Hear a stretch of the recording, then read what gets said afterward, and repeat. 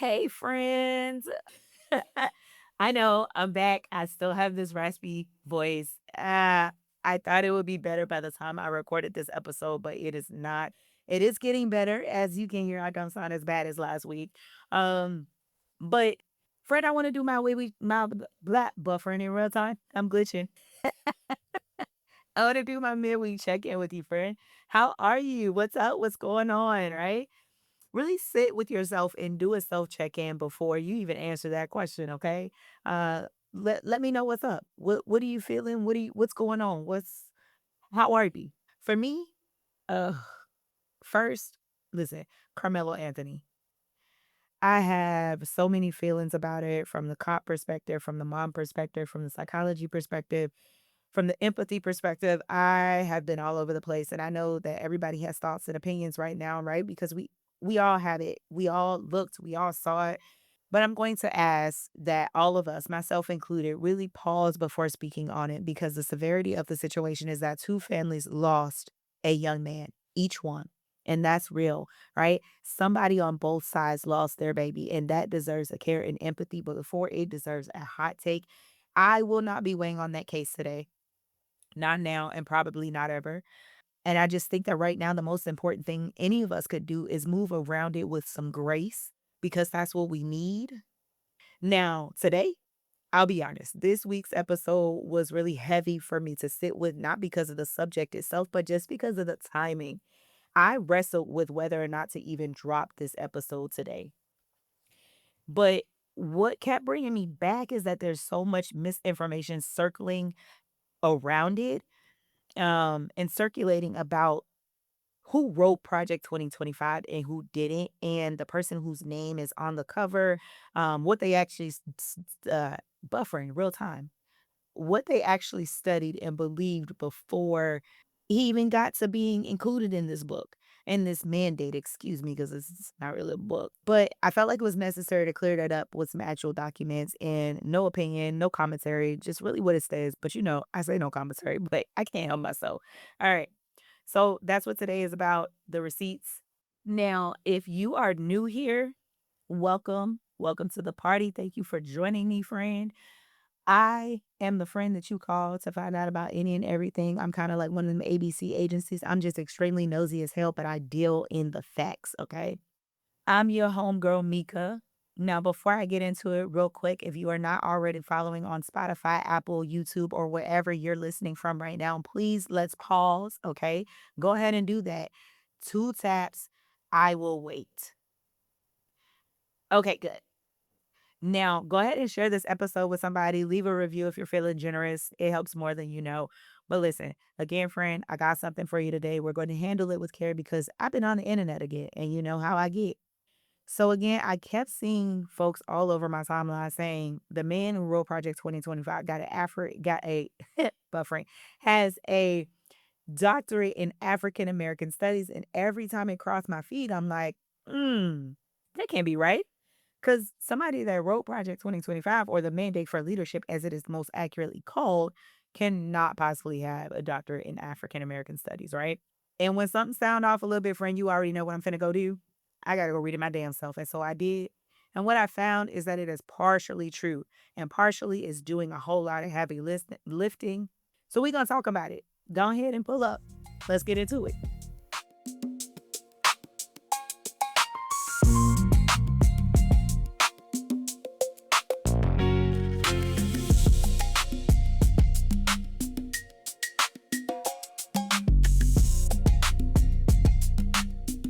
Now, this was me just being nosy as hell, friend, with a purpose, because that's the only way I know how to be nosy. All right. So I need to be real clear about something before we go any further. Social media has been running with this story and they get it partly right and partly wrong. And in here, we don't do partly, we do receipts. So it's two men people keep talking about. And the man who actually architected a big chunk of Project 2025 is Russell Voigt. And Voight do got a doctorate, but it's a Juris Doctorate. And that's a law degree, friend. That's a JD, not history, not African American studies, but law. Okay. He got his own file, and we can pull it up later if you want to. But then there is this other man, okay? And this is the one that made me put my glasses all the way on. Dr. Kevin Roberts, president of the Heritage Foundation. Now, hear me good, so don't nobody come for me sideways. He did not write Project 2025, also known as the Mandate for Leadership. But when you look at who did, a lot of them work at his foundation. And Kevin, baby, while he did not author a specific section um, in Mandate 2025, he actually wrote the forward. He put his name on the front and said, I stamped this, okay? His credentials, stamp of approval, right there at the very beginning. He did not write the recipe, friend.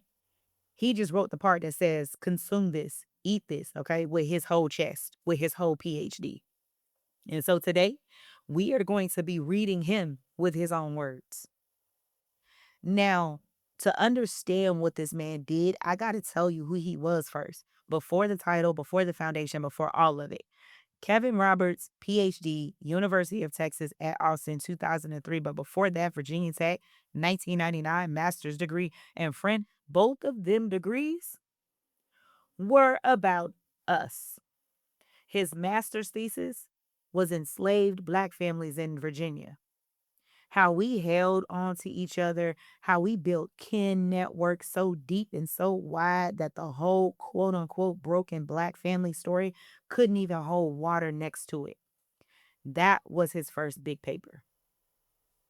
Now, his dissertation, 276 pages. The title is Slaves and Slavery in Louisiana: The Evolution of Atlantic World Identities, 1791 to 1831. Every single page about us, about our families, about our resistance, about our kinfolk, how we held on. And I read it, friend. The whole thing, his dissertation, his master's thesis, and his four back to back, glasses on, snacks, all the above, okay? Now, his dissertation advisor down at UT called him a scrupulous scholar. Scrupulous? That's careful, precise, honest with the evidence, okay? One of his mentors was Toyin Falola, one of the most decorated Nigerian historians and professors of Africa walking this earth. He said this man understood history from below, the history of enslaved, the history of poor folks. He got it. Now, the Los Angeles Review of Books went back and read that dissertation and said it had all the markings of serious, careful history. And catch this: the Washington Free Beacon, mind you, is a conservative paper, his side, his own team, okay? Called both his thesis and his dissertation, quotes, truly impressive, end quote, with, and these they words, okay? Quote, a deeply empathetic view of his subjects, end quote. They called him empathetic about us, about Black people. So really, let's tally that up, friend. The man himself wrote it. His committee signed off on it. His own conservative side praised it. A giant of African history co-signed him. Everybody in the room agreed on the one thing. Kevin Roberts understood Black people and the struggles that we had deeply, empathetically, scrupulously. Hold on to all of that, friend. Because now we about to walk into the room where this same man took every ounce of that knowing and decided what he was going to do with it. Now, to understand what this man did, I got to show you again who he was first. Before the foundation, before all of it.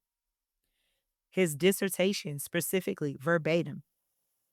In his dissertation, he wrote that enslaved Africans and African Louisianans, quote, employed a variety of tools, cultural traditions, secrets, and overt resistance, and a distinctive ideology of politics from the ground up to tweak, alter, and challenge the fledgling order that white authorities attempted to impose, end quote.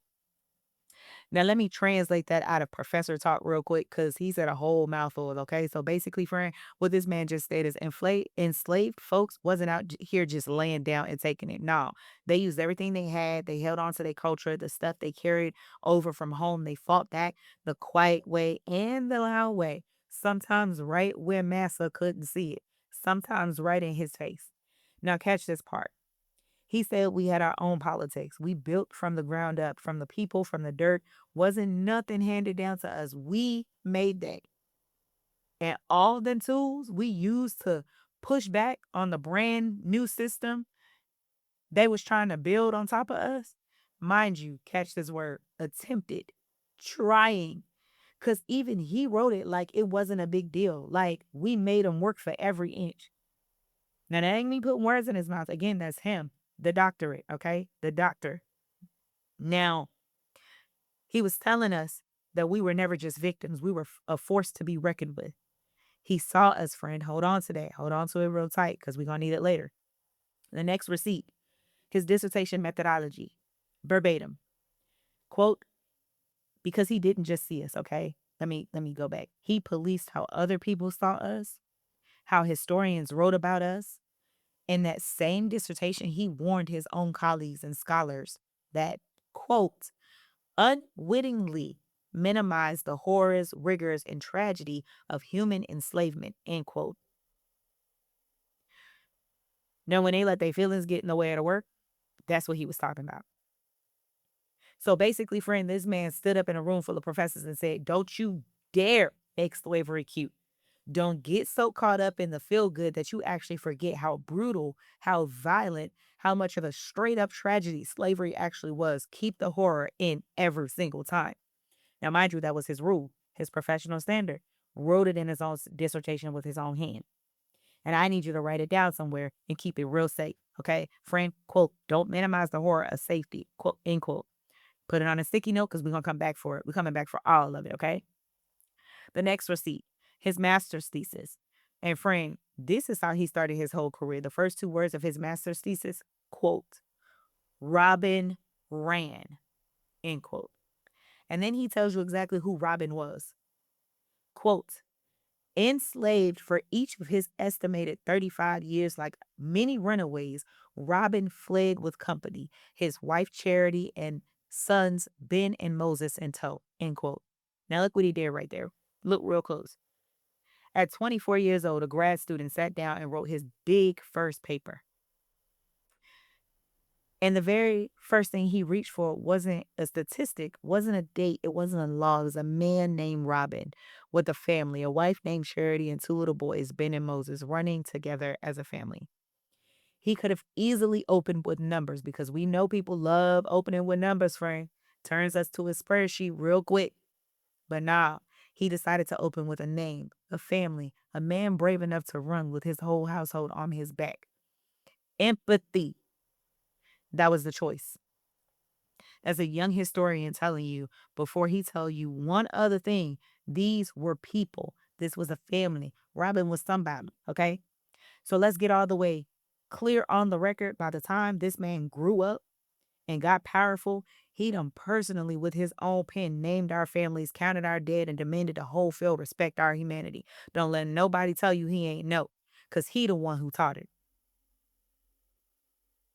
Now, friend, if you alone, that's good. But if you ain't alone, go ahead and take me off speaker.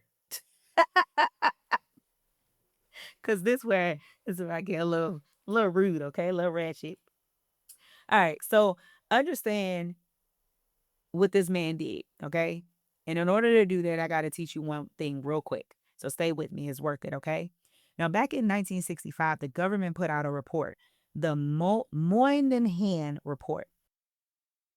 In that report, looked at Black America and decided our whole problem. The poverty, the struggle of it all came down to one thing. The Black family was broke. Too many mothers raising kids by themselves, too many fathers gone, and they had a name for it. It was called, quote, the tangle of pathology, end quote.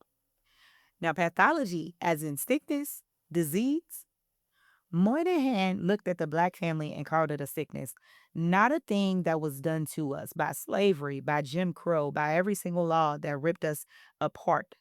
Nah, a sickness, like we was the private problem, like we were contagious. And that one report got used for decades to blame us for our own suppression. You poor? Oh, absent father. You locked up? Oh, broken home. You struggling? Should have had a father figure. Whole generations got pathologized off one paper. Now that part is wild to me. Guess who spent the opening pages of his master's thesis going in on that exact report? You guessed it, that young Kevin Roberts at 24 years old, okay? He argued that the black family was never pathology, that we had two-parent homes and we had them deep extended kin networks, whole web of grandmamas, aunties, and cousins holding each other up, that the broken home story was missed completely. And in 1999, this man understood in writing that blaming black families for absent fathers was lazy, racist, and wrong. He ain't just know it, friend. He argued it. He picked a side, and his side was over here. So hold that right next to that other thing. Because in a minute, I'm going to show you the same man grown up with a title and a paycheck, picked that same buried lie back up and handed it right back to us with a smile. You ready? I don't really think you're ready, friend, but let's go. So now, 24 years later, that same man, all grown up, doctor in front of his name, president of the Heritage Foundation, he sat down to write the forward of Project 2025 and listen to what came out of his mouth, heart, and head onto that paper. Baby, I'm quoting the document word for word, page 4. Quote, today, the American family is in crisis. 40% of all children are born to unmarried mothers, including more than 70% of black children. There is no government program that can replace the hole in a child's soul cut out by the absence of a father. Fatherless is one of the most principal sources of American poverty, crime, mental illness, teen suicide, substance abuse. End quote. Did you hear that? That's Moynihan. The tangle of pathology, word for word, beat for beat, the absent father, broken home, the sickness blamed on us, the exact lie, this same man with his own hand at 24 years old, called lazy and racist and wrong. Now catch this, because this is the part that made me want to put my phone down and walk outside for a minute. He didn't say children. He could have just said children. But nah, he reached in and handpicked black children. 70% of black children, not Italian, not white, not Mexican, not Jewish, nothing, in his forward, in a national blueprint running the entire government at this point. The only group he called out by name was us. Whole time he knew. And he got the nerve to talk about a hole in a child's soul. Sir, you're the one digging it. He took everything he learned, friend, about how we survived, how we built families out of nothing, how we held on, and he waltzed into a room of the most powerful people in this country and told him that we broken, that we a disease. The exact thing he spent his whole educational career disproving with footnotes. He stood up and co-signed that shit anyways for a title and a check. And see, all money ain't good money. God don't like ugly. And this right here, this some ugly shit dressed up, okay? PhD having bow tie wearing ugly shit. This ain't a man who changed his mind, friend. A man who changed his mind didn't already prove himself wrong in writing. This man who knew the truth looked at it dead in his face and picked the lie. Because the lie came with a corner office close to proximity to power. And we ain't even got to the worst one yet. All right, so get that sticky note back out, friend. The one I told you to write down and keep safe. The don't minimize the horror of slavery. The one he made us write because it's his rule. You got it? Hold up. Now, page 14 of his forward. This the line that made me sit with the whole dissertation down on the table and just sit here in the quiet. Page 14 reads, quote, left to our own devices, the American people rejected European monarchy and colonialism just as we rejected slavery, second-class citizenship for women, mercantilized, socialism, Wilsonianism, Wilsonian? Wilsonian. Globalism, fascism, communism, and today wokeism. That is a whole lot of isms up in there, but end quote. Okay, you caught it? Read it again with me real slow because he buried it in a lot of them isms. That is bread on a shit sandwich on purpose. He made a list of the bad things America supposedly grew out of, and watch where he set us down right there. We rejected slavery, tucked between colonialism and women not being able to vote, like a bullet point, like a line item, okay? Like a footnote in his own feelings. And now watch what he put at the very end. The big finish, the grand finale, the whole fancy sentence was actually built to deliver. Quote, and today, wokeism, end quote. So let me make sure I'm reading this right. This man, this doctor, took slavery, took 246 years of stolen bodies and sold off babies and whipped backs, people he personally named in his own dissertation, and used it as a warm up act, the opener, the little stretch before the main event so he could get to his real point. He put our ancestors' pain, their strength, their resilience in the same sentence, as his hurt feelings about DEI. The same list, same breath, like they equivalent. Like ending human bondage and ending slavery and ending diversity seminars is the same kind of spring cleaning. Get the fuck out of here. Now, friend, hold on to that sticky note, okay? And we gonna read it back. Don't minimize the horror of slavery. This was his rule. He wrote it. He stood in a room full of scholars and wagged his finger and said, don't you ever let nothing soften what slavery was. I don't know that that's what he sounded like, but that's what I imagine. But then he grew up, okay? No, he didn't grow up. He grew out like a garden nobody ever tended to, where the weeds choke out every last thing that used to bloom. The scholar got choked all the way out. And he did the exact thing. He minimized it his own self, turned the worst horror this country ever cooked up into a transition sentence, a set up line for wokeism punchline. He ain't just break his own rule frame, he spit on it.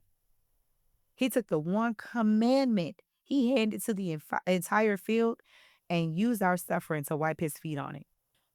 On the way to his real complaint, minimizing is too clean of a word for it. That is desecration with a footnote and a bow tie. And now I've been showing you the professor this whole time, the bow tie, the footnotes, the scrupulous scholar, polite, soft spoken, read his little books. Like, huh. So let me show you what that same polite man said out loud on the radio on Steve Bannon show, summer 2024, cameras rolling, no footnote this time. Listen, quote, we are in the process of the second American Revolution, which will remain bloodless if the left allows it to be. I'm not even going to run that back for you, friend, because them little words tell you everything, okay? A man who spent his entire career studying revolution, wrote about resistance and power and what happens when the system collapses. That man knew exactly what that word bloodless carries, okay? It wasn't a slip, that was a word choice from somebody who chose every other word in that dissertation real careful too. We gonna notice that, friend. We don't gotta do nothing out loud with it. We just gonna put it in the file right next to his ugly ass footnotes. And yes, he did clean it up after that because people ran out and said, oh no, he didn't mean that. He meant peaceful. He meant the ballot block box. Nah, baby, we heard you. But you don't rush to explain the word bloodless if peaceful was ever the only thing you meant. So now you done met both of them. The Kevin who wrote tenderly about Robin and Charity and their babies on the run, and the Kevin who'll sit down with Steve Bannon and let a word like that out so easy. Same man, same mouth, and this is the man running the building. So let me show you the building, friend. Now somebody gonna try to hand him a pass because that's what we know it. Okay, sit down. Have several seats in the back. We don't want to hear about it. He only wrote the foreword. He didn't write the actual plan. Okay, whatever. Whatever, girl. Let's look at the building, friend. Let's see whose house this really is. Now, that plan, the Project 2025, whose real name again is Mandate for Leadership, which now makes sense why Donald Trump was like, I don't know anything about Project 2025 because that's not its actual name, friend. The actual name, again, is Mandate for Leadership. 900 pages, and it didn't come from some little think tank down the street. It came from the Heritage Foundation, Kevin's foundation, the one he's been president of since 2021. So let's walk the directory nice and slow. The forward byline, Kevin D. Roberts, PhD. His name, his title, front door. Okay, that's the entrance. The two editors who put all 900 pages together, Paul Dans and Stephen Groves, both Heritage. Dans is literally the director of the whole transition project at Heritage. The people who wrote the chapters for, and catch this, at least 47 of the contributors came tagged the Heritage Foundation. 47, Frank? The single biggest block of names in the entire book. This is a heritage book, yes. And the chapters themselves, the ones that say Gut the Department of Education, written by Lindsay Burke, who is the Director of Education Policy at Heritage, the chapter on Health and Human Services, Roger Severino, Vice President of Domestic Policy at Heritage. So basically, friend, when somebody tells you that he only wrote the forward, because I'm saying that he only wrote the forward, what I'm really saying is that he's the landlord, okay? He only signed the front of the lease. Ain't no guest stopped by and left a nice note. This his house, his name on it. His staff wrote it. His editors built it. He's the president of the whole operation. You don't get to own the kitchen, hire the cooks, and write the menu, then act surprised about what came out the oven. But here's the part that sits with me. He's the respectable one. He's the credentials. He's the man that gets to the point and say, this can't be what you think it is. Look who put his name on it. He's a scholar, a man who spent his whole career studying Black history with empathy and care. His name is the wrapping paper. That PhD is the bow they used to make it pretty. They used his scholarship to make the ugly look respectable, and he let them. He handed it right over. And now he's still there, okay? Still the president of the Heritage Foundation and buffering in real time. Today in 2026, after all the noise, after Project 2025, also known as the Mandate for Leadership, became a whole term people know. He ain't shrink back. He ain't apologized. He wrote a whole book in 2024, Dawn's Early Light, and got the man who is now the vice president to write us forward. And he is proud, doubled down with his whole chest. So don't let nobody tell you this was a mistake. Don't let nobody tell you he got it confused or got caught up and didn't know what he was signing. This man knew exactly what he was doing. He studied for it, literally. He studied how we survived just long enough to learn where the load bearing wall was. And when he went and took a job knocking those walls down, so friend, where does that leave us? Because he's still here, still running the building, still got a PhD sitting in front of him, his name like a shield. I want to give you my verdict, okay? Not on his politics, but about him. A person is allowed to grow, allowed to change their mind, turn a different direction, see the world different than what they did at 24. That's not the story. And I want to be real clear about it.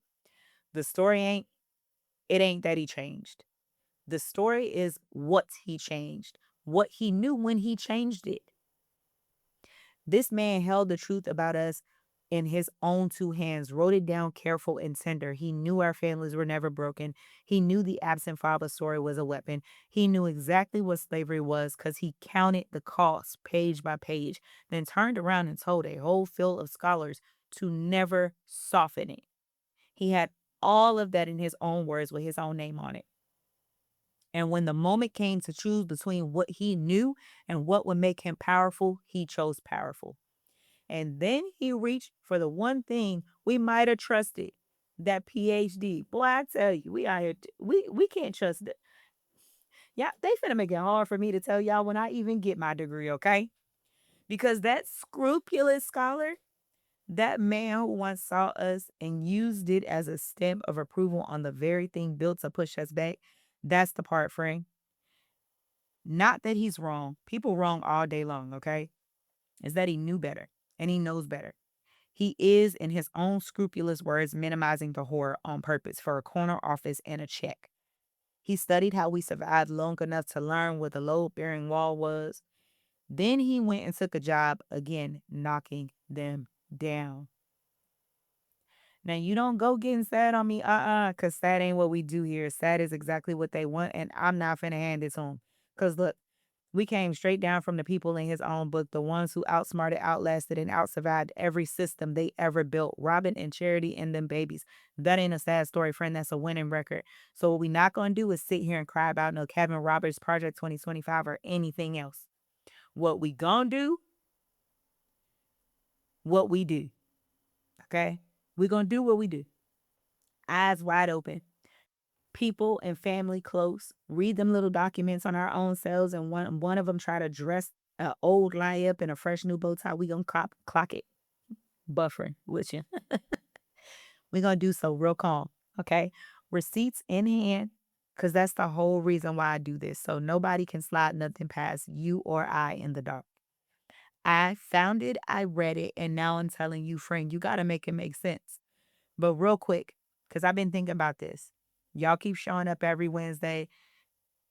Comments are getting left, sliding in the DMs, and I keep calling you friend like that's enough. It's really not enough no more. I said it last episode. You need a name, friend. We need a name for you. So let's work on it. Slide me your ideas and just know I see you and I'm thinking about it. And the other thing I've been thinking about when I get stuff from people, things you've been side eyeing, receipts you found, stories that's not sitting right. And I'm gonna be honest with you, friend, I'm nosy, so I've been trying to read every single one. I might even do something with that. And friend, everything we just talked about, that's a plan for what people do with real power. And the one place regular folks like you and me get a say in who holds that power is voting. Not just the big one, the primaries, the local races, okay? That's the kitchen, friend. That's where the cooking happens. You can't sit that part out and then complain about what's on your plate. Vote.gov, okay? Vote.gov. Now pull up on me, Instagram, TikTok at the Side Eye Files, YouTube at the Side Eye Files podcast. Tap in. Don't let nobody play in your face, friend. Take care of yourselves, take care of each other, and remember to side eye responsibly. All right, go. Stay nosy. I'm finna head out. I'll see you next Wednesday.